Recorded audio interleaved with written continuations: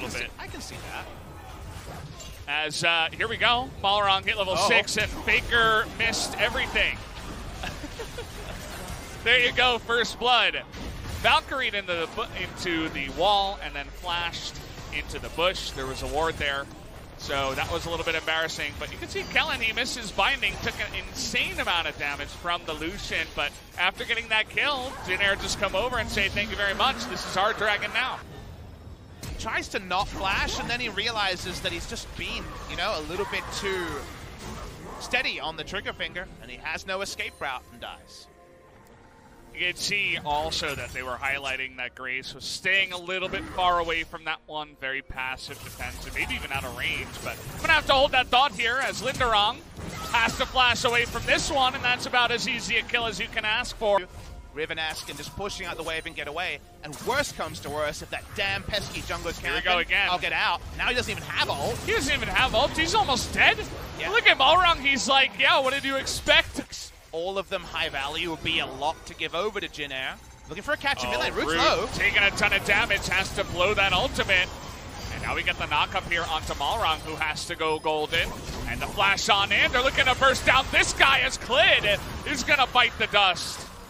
As already a pick goes the way of Jin, even though Root was low, he's able to heal up a bit. Now it's 5v4 to the Dragon. Stopwatch seemed very defensive from Malrang, but the flash was anything but caught Clid off guard. Now no smite, Mountain Drake started. Can SKT do anything other than just posture around this? Big shield from the Lux, but Khan already getting into the back line, and Root with no ultimate is just gonna burn away, as does the Lux here, but Lindarang on that team fight you were talking about with the Aatrox going forward. Khan here trying to get aggressive onto Grace, but he is going to be too much. Get straight to the fight. So the Cloud actually not super low. And speaking of which, and getting into fights, we're going to click the first person we see. They get Mana, but here comes the TP. Grace in the front line is going to be denying a bunch of damage, but Mana still alive for so long. And here's Khan trying to get into the back line. Will he have that damage? Yeah, he goes through 4 people, but now is on the run and is going to be dunked on the backside of this fight. So did a little bit of his job, but immediately dies, and now it's 4 on the back end of this. SKT waiting for their respawn timers, and even though Jin trade up, Root. Oh, Root trying to go 1v1 once again here. Oh, nice stopwatch, but you're dead, buddy, as he will be dunked there by the bomb of Phosphorus. Has to stay alive, and then chances out Lindarang.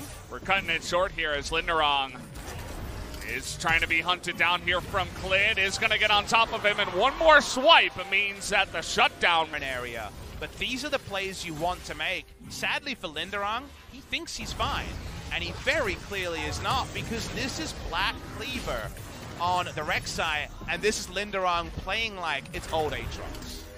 Old Aatrox, you make a small mistake, like, oh crap, I'll press my ult. They're hanging around right now.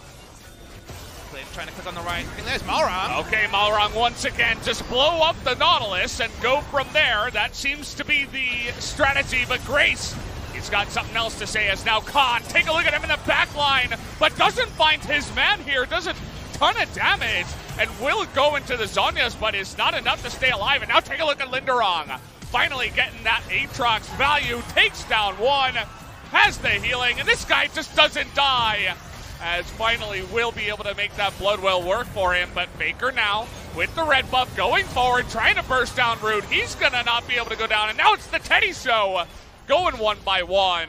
And here's Grace off the TP. Teddy is going to go for the flash just to stay on damage. He might lose out. 4,000 already with that mountain, and let's take a look. The flash on in, it will go the way of Skarner, but Mana able to set up this team fight, and already though he is going to go down as Khan, or actually that was Clid getting into the back line, is not going to find that damage, and now Faker has to flash away from this one, so it's just dying too fast once again. Will go the way of Grace, or rather Malrang on that Skarner. Khan, he's going to TP in, but they can't find any kills. They don't know he's there, but it's too late for him to force anything. Maybe they get a pick. Okay, well, Grace, you're in a bit of trouble here. He's all alone. The rest of his team, okay.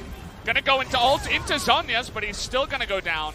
Do the work if SKT try an extended defense. Well, this is one way to do it. They're going to find the guy that doesn't have the QSS. We mentioned it so many times, but they find the jungler too, as Rek'Sai immediately goes down. as this pick composition from the side of Jinair seems to be too much for SKT to handle. Though they're still trying to threaten it here, 4v5. They still have a couple of AD carries that are desperately trying to unleash that damage.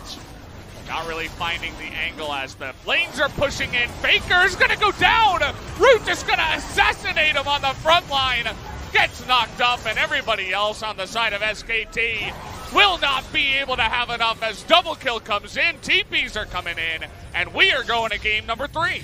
A surprising game 3, but a welcome one, Valdez. Jinair will not go down without a fight. 3 games against the MSI representative.